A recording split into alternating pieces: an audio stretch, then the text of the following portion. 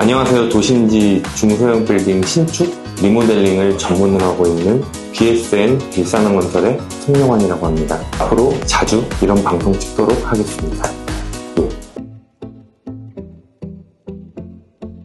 어떤 현장이든 다 똑같은 현장이 없어요. 저희는 특히 도심지에서 신축이나 리모델링을 하다 보니 신축 같은 경우는 토목공사를 진행하다 보면은 집안조사를 하는데 실제 공사를 하다 보면 집안조사랑 상이한 건물들도 많이 있고 토목공사를 어느 정도 진행하다 보면은 이 현장은 공기 내에 끝낼 수 있겠다 아니면은 어느 정도 좀 설계변경이 필요할 것 같다 이런 생각이 있고, 대우선 현장 같은 경우는 워낙에 오래된 건물을 저희가 공사를 새로 진행하다 보니까 예전 도면하고 좀 상이한 부분들이 많이 있어서 공사를 진행하면서 특이한 사항이 발생할 경우는 건축주랑 협의해서 그리고 설계 변경이나 공사 기간에 대해서 이렇게 논의를 해서 원만하게 진행하려고 합니다.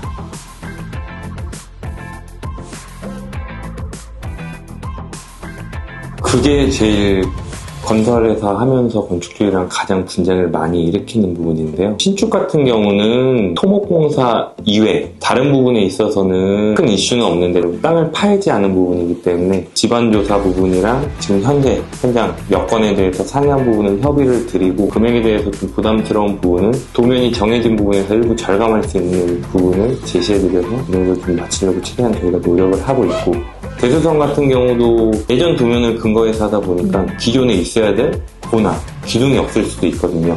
그런 부분에는 저희가 추가로 철골로 된 기둥이나 보를 설치를 해야 되는 부분도 있는데 어쩔 수 없이 발생할 수밖에 없는 부분이기 때문에 다른 부분에서 절감할 수 있는 부분을 말씀드리고 최대한 금액을 협의하려고 노력하고 있습니다. 증축이라고 하면은 건물의 기존에 있는 하중보다 더 많이 하중을 받게 되는 부분이거든요. 건물에 대해서 구조 안정성 검토를 통해서 진행을 하기 때문에 필수적으로 무조건 있어야 됩니다. 만약에 건축주가 요청을 하더라도 시공을 안 할 수는 없어요. 그럼 나중에 혹시 점점 그 상태를 유지하고 오래되면 건물이 무너질 수도 있기 때문에 도면을 받게 시공을 해야 됩니다. 이 시공 견적 기간은 저희가 건축주한테 도면을 받고 2주에서 3주 정도 견적 기간을 받고 있거든요.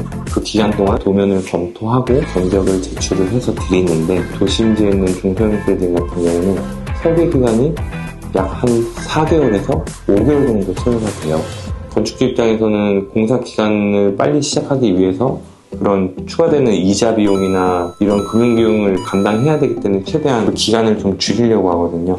적정한 견적 기간이 또 있어야지 공사비도 누락 없이 추가 금액 없이 이렇게 견적을 제출드릴 수 있습니다. 일주일 만에 좀 견적을 해달라 이런 부분은 나중에 추가 공사 비용도 발생할 수 있기 때문에 그런 소리는 안 말리는 게 좋을 것 같습니다.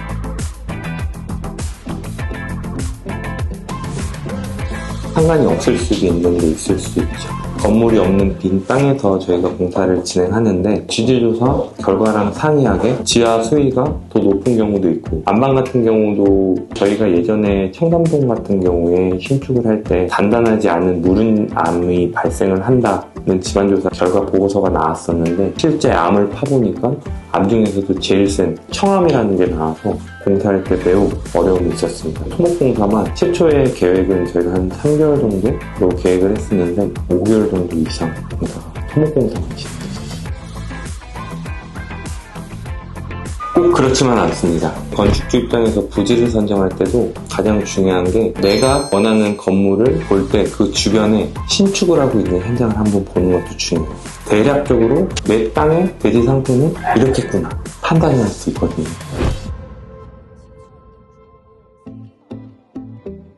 정확도는 당연히 올라가겠죠. 하지만 시추 비용이 적은 금액이 아닙니다. 배보다 배꼽이 클 수도 있기 때문에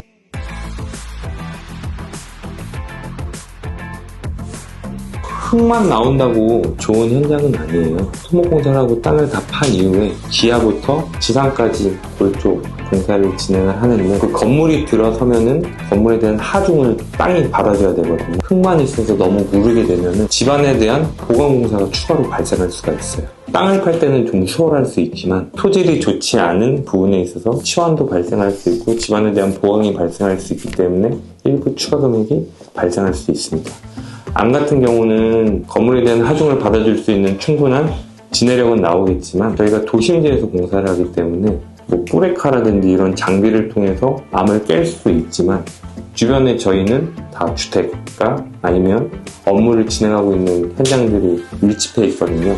코어링이라고 해가지고 도성 공법을 채택해서 민원을 줄이기 위한 공법을 채택하고 있습니다.